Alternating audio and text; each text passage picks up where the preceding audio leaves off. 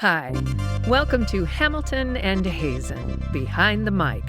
Join author M.L. Hamilton and me, I'm narrator Kelley Hazen, as we discuss our latest audiobook. Born from our 7 years of collaboration and more than 60 audiobooks we've produced together, listen to the ins, the outs, the ups, and the downs, the inside track you love to follow, Behind the Mic.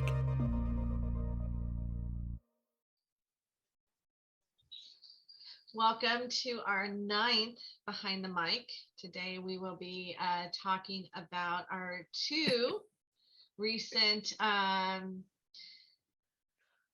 audiobooks that are, one is out and the other one is on its way to being released, hopefully in time for the actual book release on the 1st of January.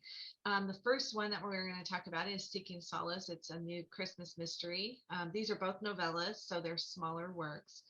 And the second one is a Peyton Brooks early homicide. The early cases, a SOUR GRAPE, which was originally a Kindle Novella installment piece, and now is a book that's going to be available on January 1st. So welcome, Kelley. Hi, how are you? Merry Christmas, Happy New Year. Merry Christmas, Happy New Year. We're one day away from New Year's Eve and the start of, hopefully, a better year with 2022, although I'm reserving my expectations. Yeah, manageable expectations, right? Realistic expectations, one step at a time. Oh, true. So let's start with talking about Seeking Solace. So that was our Christmas one, and we amazingly, I started it right after Thanksgiving. We got it out by the 15th, and then the audiobook was released 4 days later in an amazing quick turnaround time for ACX. The part I want to highlight at that is that you started. I remember when we talked about this, because we had several projects. I mean, a lot of people are begging for the next Peyton Brooks FBI, which is Pirates and Penzance. What is it? Pirates in Las Vegas. That's it. And and we just released the last Zion, and everybody, it was so successful that of course people are going, when's the next Zion? So you and I had to have a meeting to sort of talk about, what the heck we were doing. And you said, well, I have the idea for this Christmas mystery. And I'm like, and what day is it? I'm not sure if a Christmas mystery released in February is gonna. But you said, no, I'm gonna give myself till, what was it, the Friday, Black Friday, or yeah. And so tell me about that. So because I remember that you had the idea, but you hadn't started writing, or you couldn't start writing, or it wasn't coming to you, or it was a lot of research. And then all of a sudden you just wrote it, I mean, and so I guess I have two questions. Why a Christmas mystery? And then what was the evolution of this particular book, Seeking Solace? Where did it come from? Why was it hard to write? Was it hard to write? And then it seemed to all of a sudden come out of you. So I got a newsletter from, and I can't even remember who it was from, about, there was some article in there about writing your Christmas mystery, or writing your Christmas story. And it wasn't a mystery, it was a story. And I got it back in like August or September. And it kind of intrigued me, and I kind of thought, well, I haven't done anything like that. We've had holidays in the books before, but they haven't ever been the main focus. And so I started doing a little bit of research, and I found that most holiday stories, most holiday books are centered around romance, and that's just not my thing. So I thought, well, is there ever a Christmas mystery? And I thought that might be a really hard thing to do, because you don't want a really bloody mystery, and you don't want,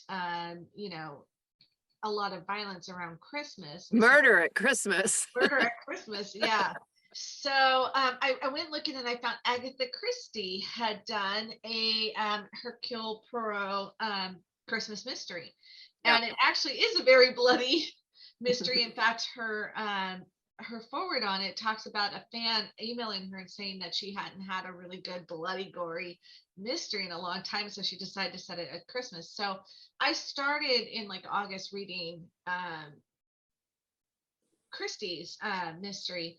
Well, And so it that's gave fun. me an idea, but I knew I didn't want to do Mhm. the blood and gore part of it. So I thought, well, what could I do that would be less, gory? And that's where this whole story came to me of having a missing person.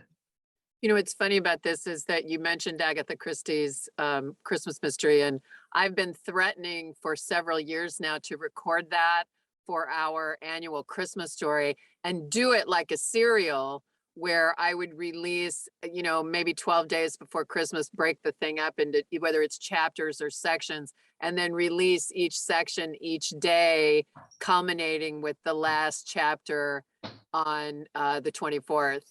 I think that'd be a lot of fun to do for our Christmas story. I always narrate a known written, usually sometimes a classic, because like last year was A Child's Christmas in Wales. This year was a short story called Home for the Holidays. It's always something like that. And I've been thinking about Agatha Christie's. So what's interesting that you say that is Agatha Christie did this interesting thing where she did it by days. And so I believe it starts on the 22nd or something, and she goes by days. So that would be a brilliant That would be thing to do. cool. Yeah, it would be really Tip.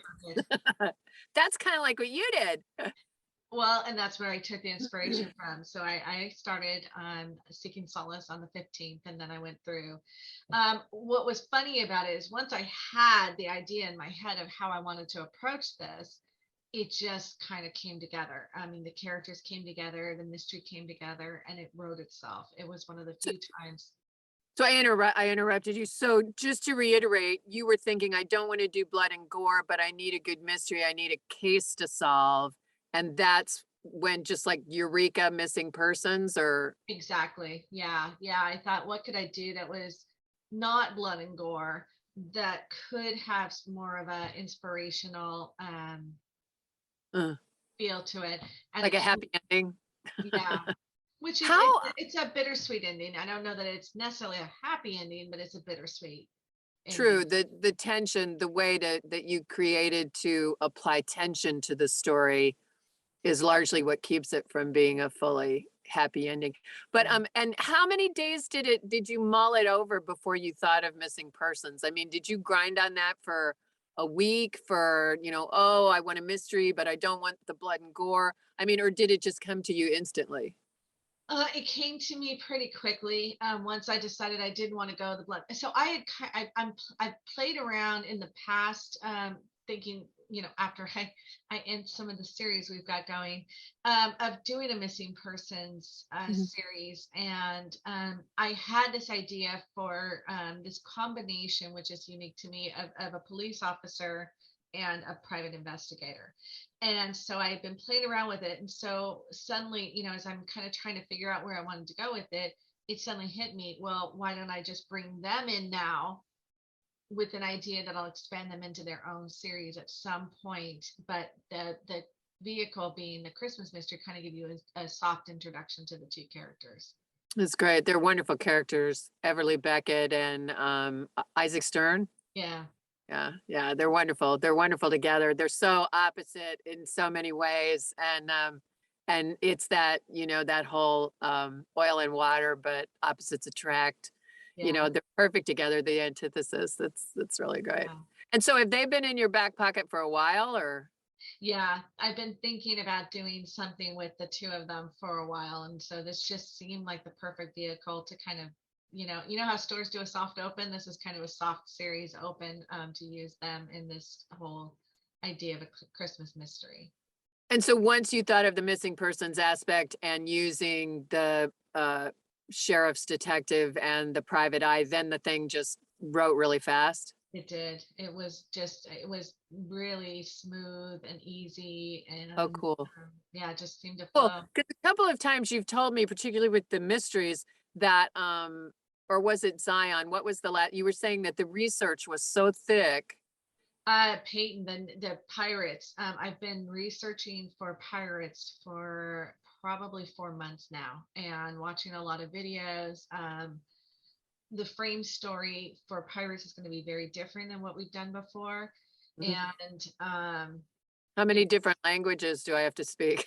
It's not the languages, it's going to be jumping through time. And so I'm gonna put an author's note, which I will have you add to the audiobook, of pay attention to the time shifts, because it's going to be, if you don't pay attention to the time shifts, it's going to throw you off. So will the author's note be at the beginning of the book and the beginning of the audio? It'll be Cool. right at the beginning. It'll be one of the, once we introduce the audiobook, it'll be one of the first things that we do, because I think it's very important that people make sure they're mindful of the time shift. So that one, I've already been doing, extensive research and watching videos and trying to kind of get it all plotted out before I even start writing. Although I do have 1.5 chapters written now. So. Oh, exciting. Oh, that's exciting. That's good to know. When do you think we'll start work on that one? Well, so far, like I said, the first and chapter. This is Pirates in Las Vegas that we're talking about, the next Peyton Brooks. Right. So far, the first chapter is written. I figure there'll be about 22. It's going to tie up a lot of loose ends. And so I'm hoping, fingers crossed, I'm hoping, February, early March. Okay, super. That's always good to know. So cool. Yeah, Seeking Solace. I have as our listeners know, if they've looked into us, which I'm sure they probably have, that there is the Storyteller Review Team, and they get the very first copies of all of the audiobooks that come out that Storyteller Productions, my studio, produces. They were like attack dogs when Seeking Solace came out. They were so excited to not only have an M.L. Hamilton book, but a mystery. They love mysteries, #1 genre in fiction, and for everybody, purchases and everything. But also that thing about A Christmas Story. And I have to say, in the last couple of years, and I didn't used to pay any attention to this, but now I like to read a Christmas a book that has a Christmas element to it.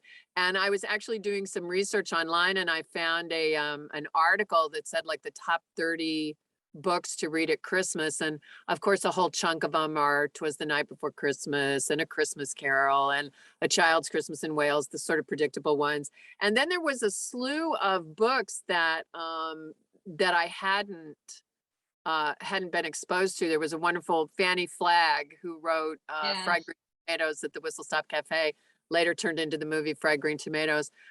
She's written one called Redbird Christmas, and I just bought them all. I found used copies of them and brought them all in. And I wound up reading about 3 of them. And you're right. They all sort of, they center around that sort of, if it's not romance, then it's sort of a goodwill, good feeling kind of thing. And they ran the gamut of, I have never in my life stopped reading a book ever. If I can, I've stopped, like if I can't get into it, like I'll read maybe the first chapter and a half, and if I can't get into it, I won't read it. But one of the books, I was literally halfway through it, and I just went, I can't believe I'm wasting my time on this book. I've never, and I find that really interesting that it wound up on a best books to read at the holidays from a reputable source whose name I will not mention, although I don't think they should be telling anybody what to read. But so yeah, and it's and that's, I loved recording Seeking Solace. It was like you were sending me a couple of chapters a day, and I would go down and I would read them in the night and then go down and record them the next day and send them to you. And it was a real pleasure. I was very caught up. I was caught up in the relationships. I was caught up in the story. And so yeah, Seeking Solace was a real pleasure, and I look forward to Finding Freedom. How many Christmas mysteries do you think there'll be before you launch it as a series? I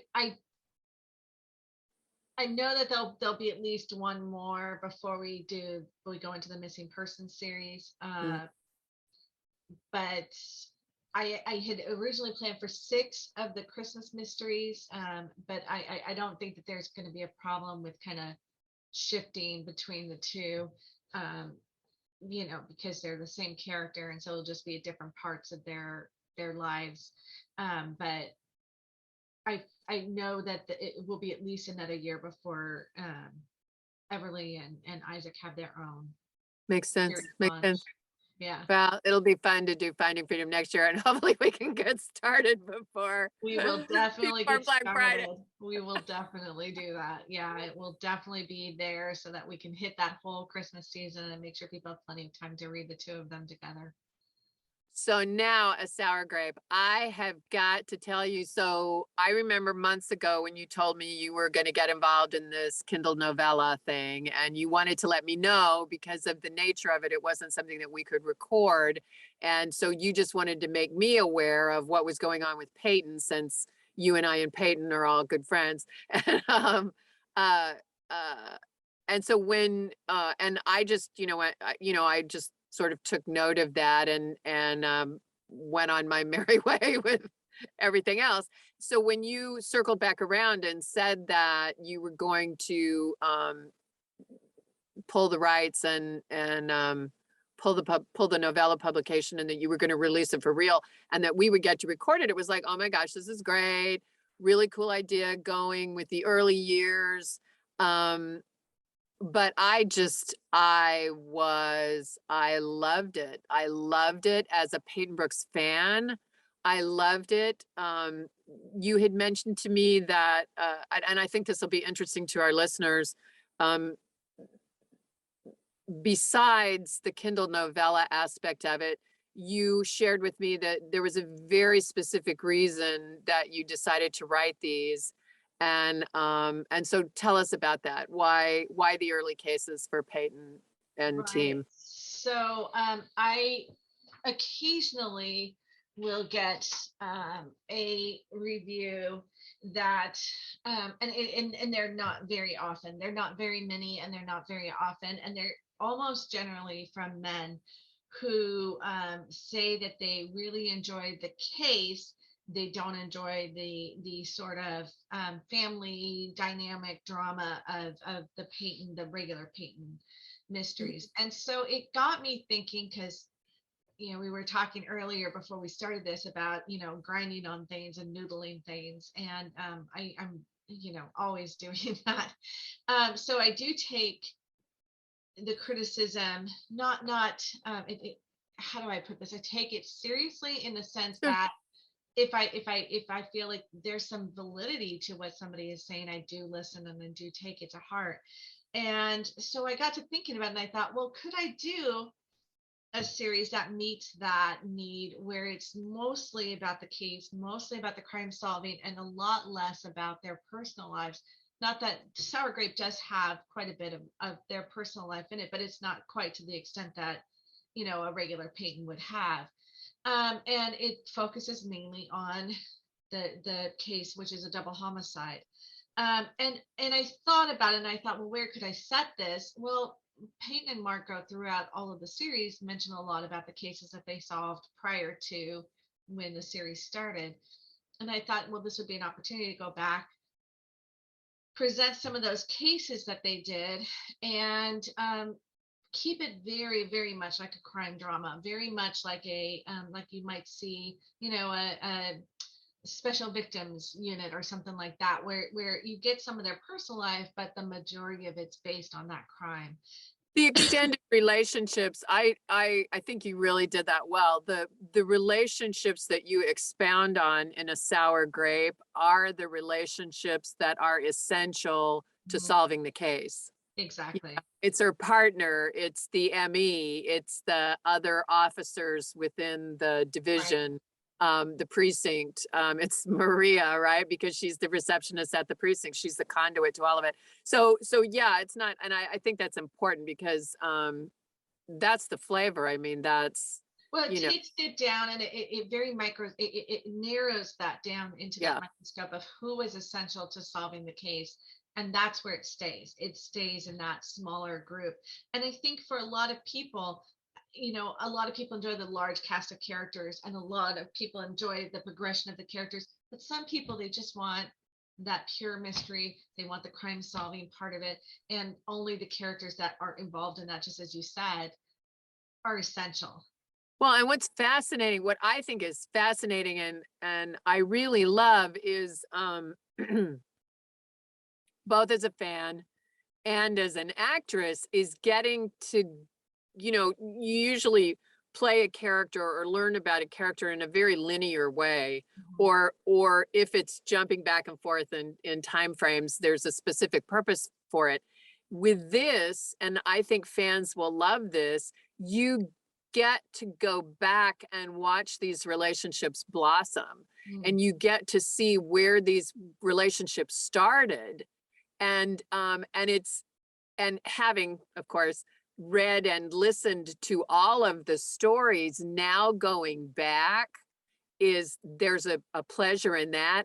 But even if you are introduced to Peyton with a sour grape, if that's the first time, the first thing you're hearing, and then you begin your linear journey with Peyton, the development is it's going to be just like this wonderful spiral that keeps, Right. like life, that keeps reaching out farther. It's just, I thought you just did that so well in terms of, and I mean, was this the first time you thought about it, or when you gave artistic birth to Peyton, did you already have a sense, even though you were writing about the relationships as they existed in Potrero Hill and Tenderloin and, Chinatown or whatever, Alcatraz, whatever was next, did you think in your head as a writer, okay, well, they started like this and I'll refer back to that, but I'll show it like this? Or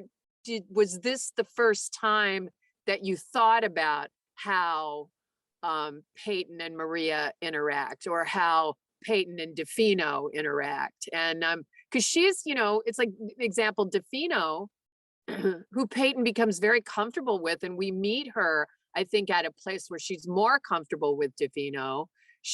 This is a very new relationship in the beginning. Was that something you invented now, or have you always known where these relationships came from? If you remember, when we did Alcatraz, and I think Painted Lady came after Alcatraz. In Alcatraz, the book is set up where they keep going back, because she's talking with the psychiatrist. She and Marco both are being forced to talk with the psychiatrist, and they keep going back and they talk about their early cases in Alcatraz. And so that gave me an idea. And I think after Alcatraz, I went back and I wrote Painted Lady, which is also one of their early cases, but I wrote it as a prequel to the series to kind of, get people into the series. And Painted Lady was definitely, which it still is kind of the lost leader. It's kind of the one that I give away if you sign up for the newsletter and stuff like that, to get people kind of hooked into the Peyton world.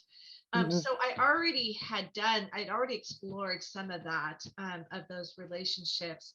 But with this, when I was thinking of doing the Kindle Novella,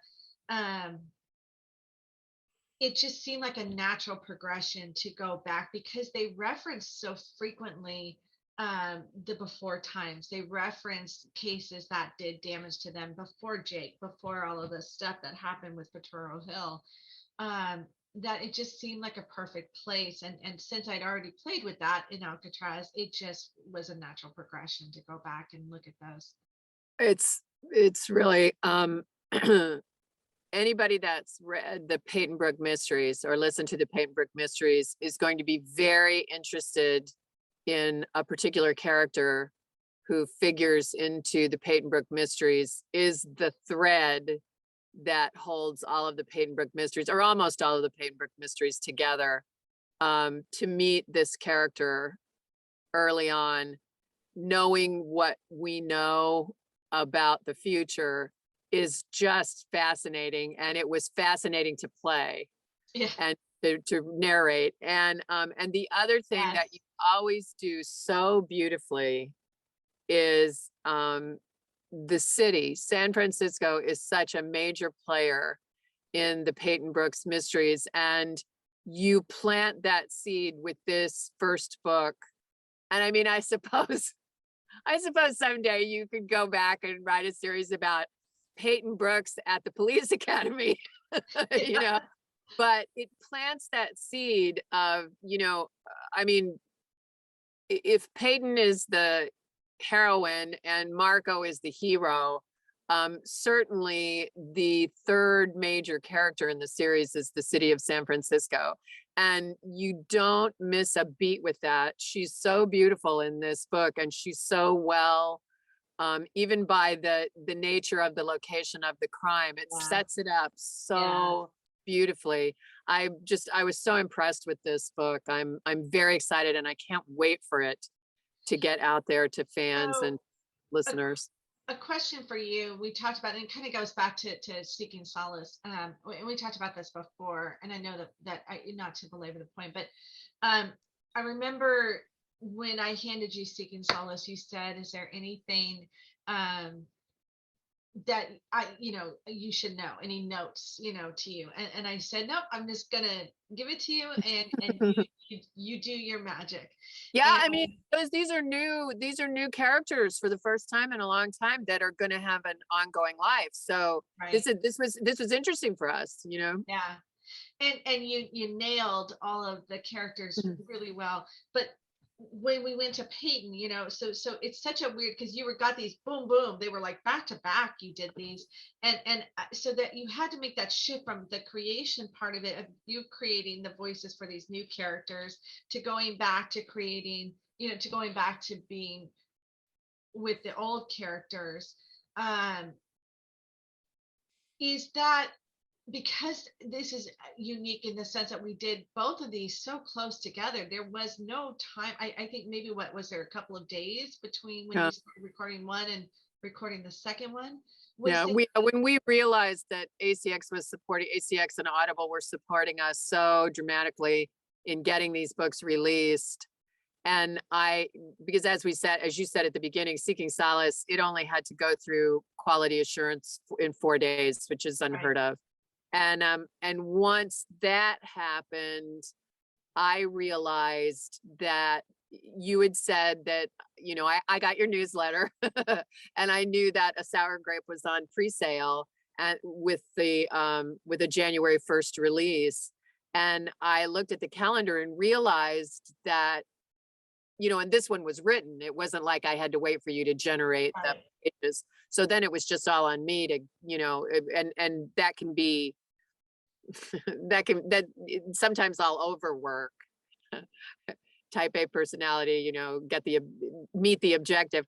But the other part of it is that it's all on me, I can fit it around my schedule and however I need to do it. So I realized that that we stood a chance of making that deadline, that this will be the first time for us that the audiobook will release at the same time as the paperback and the ebook. That's the goal. Now, we still might not make it. We might miss it by a day or two. Unfortunately, we are at the behest of ACX and Audible for the quality assurance. But if they do it in 4 days, it'll be ahead of schedule. And if they do it in 6 or 7, it'll be right on time. So that was why I said, hey, let's do it. So was there any prep that you had to do to go from that, creating these new characters to going back to the characters that you've been a part of for so many years now? Was there any kind of a transition in that, or preparation that you had to do to make that rapid shift from the two? I read it, and that's, I read it, and that is always, you are so true. That voice is so true in Peyton, and those characters are so spot on. They're so specific and they're so well drawn. And so I read it, and then also we've done so many books that, and we move stuff around in the studio onto different hard drives. And so in order to find some of those really early voices, because we're so far into FBI now, right? So to find, and different characters have left and they've moved around, and or they're more prevalent at the beginning, you know. So I had to go in and listen to quite a bit of old footage to find the voices, and then think about what they would sound like or how they would be. You know, I think of Holmes, who, when we meet him, he's a detective, and in this book he's a uniform cop, and, you know, sort of, you know, how does the voice age, you know, how does his confidence develop? So I had that opportunity to just think about it a little bit. And but I got to tell you, we've done so many of these books. I mean, what is this now? This has got to be the 20th Peyton, maybe. That's a lot. Yeah, I mean, yeah. And yeah, I mean, we're way up there. That it doesn't take long for it to just drop back in. It just we've had, and I have to say also that when I do the promotion for the old books, and I'll connect to a soundbite from, you know, I do a promotion for Alcatraz, or I do a promotion for Zombies in the Delta, and we have these wonderful sound bites that we use, that we put up on social media, so that listeners can get a feel for the books that are shorter than the sample, the 5-minute sample that they would listen to on Audible. The flavor of those, because we try to pick, you know, some fun ones, and some, usually the most compelling parts of the book that don't give away the mystery. So it's, you know, I can go back and listen to those, and it just, it's like how a song, you hear a song and it can take you right back to high school, or That muscle memory. yeah, right. It's that same thing, just listening to that and remembering that moment, and it's all it really, it's all it really needs. It's always a pleasure to go back to Peyton. And I can't say that's always, and also Seeking Solace was not that far removed. You know, now if we had been doing, this just struck me, if we had been doing a World of Samar book, which is a very different feel than Peyton, and then I'd done a Sour Grape, that might have taken a little bit more of a gear change. But because Seeking Solace is still in that same genre, and it's still contemporary, that made it a pretty easy jump. That makes sense. That makes a lot of sense. Yeah. And then there's always, of course, the fact that you and I channel each other. So yeah, we definitely do that. We were talking the other night about the muse thing, and yeah, I think Sour Grape, you know, it's a simple book. It's less than 4 hours long. I mean, in that regard, that it's simple. It's not, you know, it's not an ongoing, complicated spin. It's a pretty straightforward, something happens and they have to solve the case, and they do it. And which is also, I have to say, that's one of the things I really loved about it. It really did feel like that police procedural. They did their job, and the solution revealed itself. And in that simplicity and that step-by-step precision, I really enjoyed that.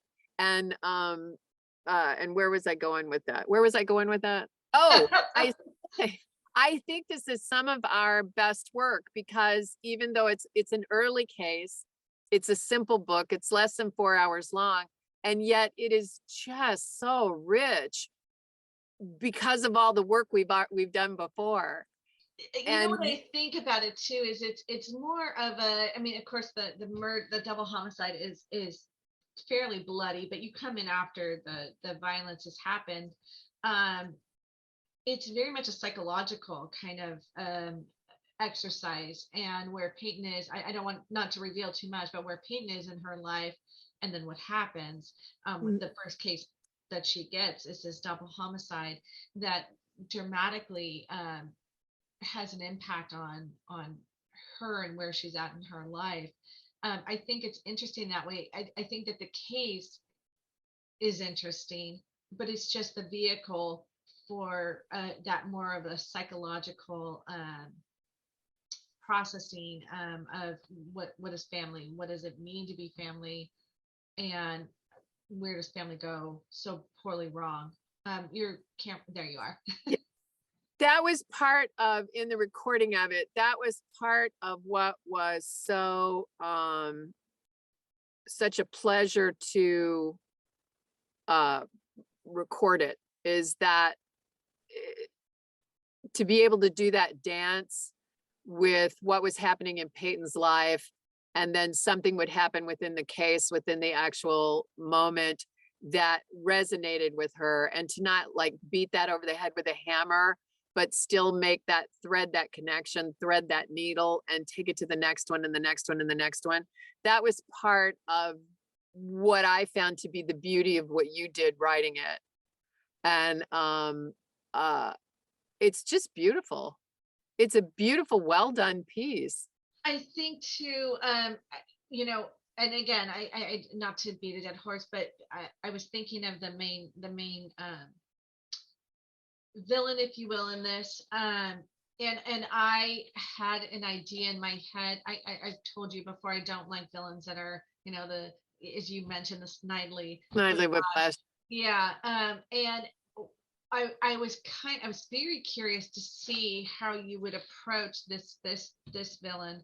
And you hit the correct tone. It's such a tragic story in all regards, because the culmination of what happens is a culmination of many years of feeling disenfranchised, feeling abandoned, and I don't know. Again, I don't want to give too much away, but I think that when I heard you hit the final scene with the villain, I was so impressed by how well you caught the cues, of who this person was, and where they could get to a psychological place where they could feel that this was the solution. That's so fascinating to me, where somebody does some horrifying thing, yet there's a point where they get to this place in their head that justifies that horror that they've caused. And then you brought up the character that is kind of a thread throughout that whole first series, and that character is so fascinating. And I think that you brought that kind of horror forward with that character too. That good, because that subtle, very subtle way. Yeah, it's well, and you when you talk about writing the cues or getting the cues, I mean, that's part of what's fun about this, and I mean, and it's the same reason a reader reads a mystery. I love mysteries. I mean, I'll watch a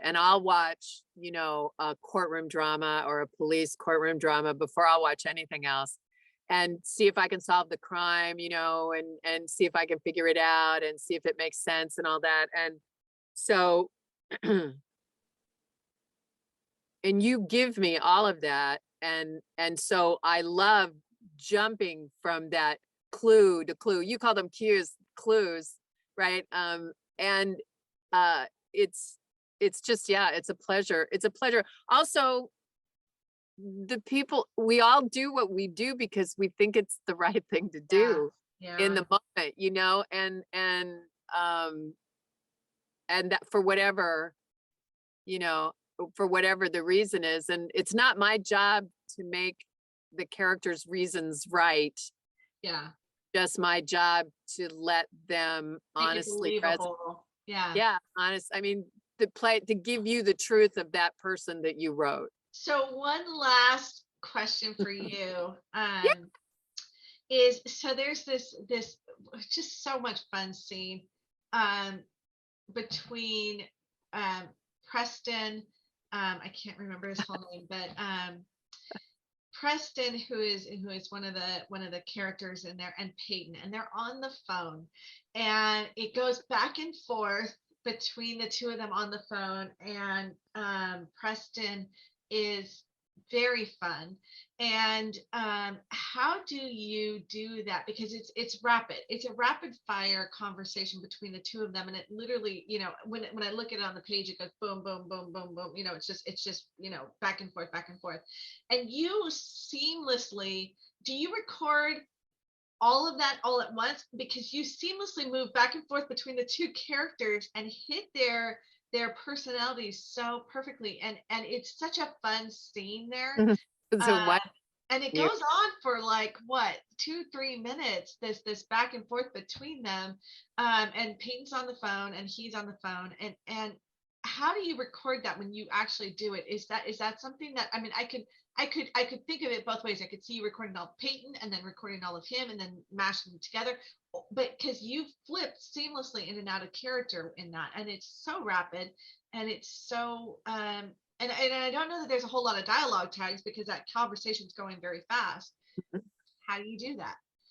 You've gotten very good at getting out of my way so that I can do that by not putting in, as you say, the dialogue tags. He said, Preston said, Preston exclaimed, that kind of stuff. As a writer, you've made the transition in your own brain as to, and I mean, that's actually a question I think I would ask you, is that it's almost like you hear it and that somehow you've been able to distill when it's absolutely necessary to the reader, because you can tell when I, as the narrator, will be able to make it clear, and the tag, or he huffed or he sighed, or you'll leave in the he sighed and I'll leave it out and just sigh, right? And we have the confidence, you have the confidence in me, we have the trust in one another to do that. But I just record it.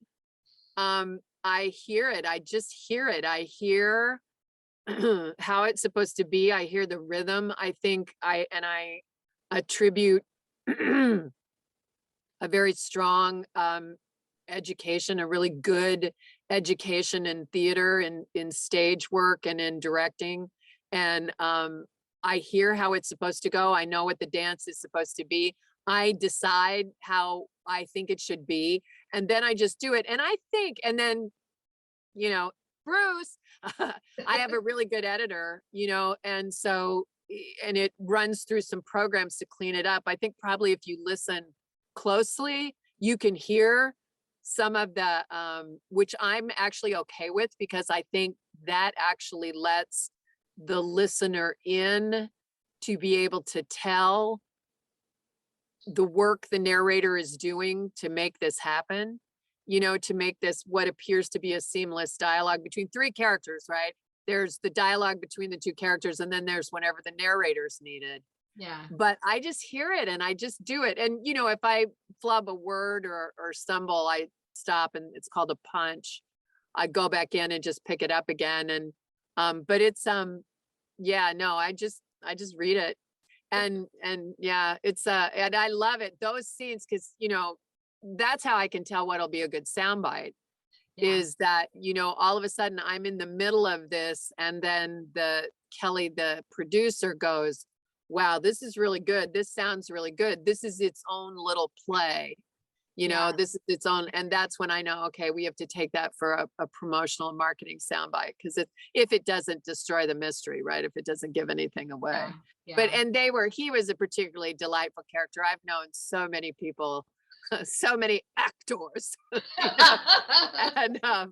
and so it was pretty easy to put him together. And then he's so well crafted that it was and he's the perfect foil for Peyton. Yeah, also in that way. And so yeah, so it was wonderful that way. Well, is there anything else before we conclude our 9th Behind the Mic? We always swear we're going to make these shorter. I know. And then we just talk and talk. It's too bad we don't live next door to each other, so we could. We may never get anything done, I Kelley. know. Having our cups of tea and talking about the work. Now, I just to close, I think a sour grape is one of the finest things we've ever done, particularly the end of it, particularly just the whole. There's a lot of stuff in it, and that's saying a lot because I felt the same way with Cafe Mocha. And I felt the same way before that. Yetis I remember feeling a little shaky with Yetis and Whistler. Canadian's not my best dialect, and it'd been a long time since we'd done a Peyton, but I feel like we're really back in it. And yeah, I look forward to Pirates in Las Vegas. I can't wait to get my hands on that. And I just wish we could just do Peyton all the time. Yeah, I know. And to be honest with you, some of our listeners wish we would just do Peyton all the time. But well, I think I said this to you. I think that in working with you and in recording these books, and particularly recording this last one, and even just being able, because it's a lot more than just narrating your writing. I mean, we market these books and we collaborate on our efforts, and we respond to fans, and our fans cross over. My listeners are interested, just terribly interested in you as a writer. I mean, obviously. And I know you send me emails all the time that have come to you from your readers that, also listen to the audiobook and are interested in our collaboration. And I feel like I'm reaching a place in my work where I really feel like, and I said this to you, where I'm doing what I was meant to do as an artist. Yeah. And I've done a lot of different stuff. God willing, I'll continue to dabble in a lot of different areas of art because I think it all makes me better at my primary focus. But I mean, when I'm narrating audiobooks, and specifically when I'm narrating your audiobooks, I think I'm doing what I was meant to do. And, and certainly in an environment where I can shine, with your work and in my studio and under my direction. It's somebody can be really good at what they do, and if they're in the wrong environment or if they have the wrong vehicle, they never quite get to the point where there's liftoff. And I feel like with the Sour Grape and with working with you, I mean, I thank my lucky stars we know each other and that we've been working together for the time that we have. Well, one thing I can tell you to kind of put a bow on what you're saying, because it's the holidays, she's a writer. She's a writer.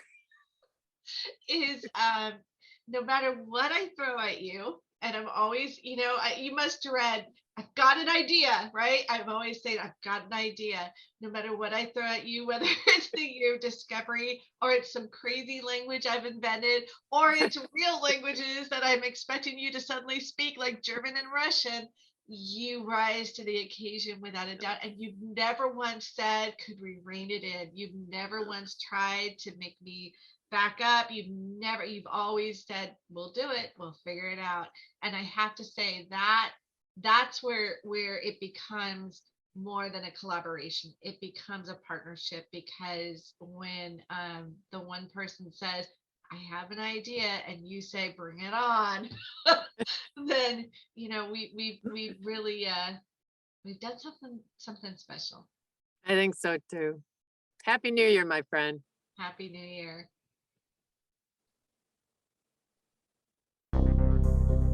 Thank you for joining us for Hamilton and Hazen Behind the Mic. Visit authormlhamilton.net and kelleyhazennarrates.com to join our newsletters for more insider news and views. Today's episode is sponsored by Phoenix Publication Services, PPS, Digital Shepherds. Let us ignite your writing goals.